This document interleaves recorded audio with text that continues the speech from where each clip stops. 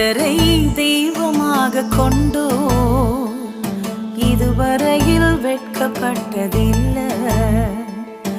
அவரையே ஆதரவாய் கொண்டோ நடுவழியில் நின்று போவதில்லை. வேண்டும் போதெல்லாம் என் பதிலானாரே, வாழ்க்கை முழுவதும் என் துணையானாரே. ஜெபிக்கும் போதெல்லாம்